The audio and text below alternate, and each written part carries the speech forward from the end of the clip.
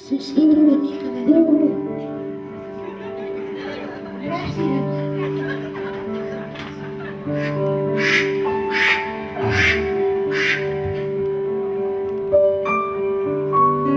Tot rumiant, dubitatiu i pensit, en Francesc contempla el paisatge pantanós com si els seus records s'enfonsessin lentament.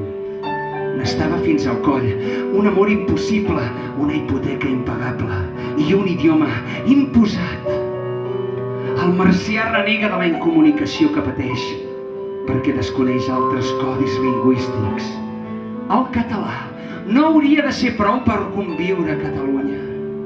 Com és que un cop identificat haurà d'aprendre un nou idioma? Una aula d'acollida espaial l'espera.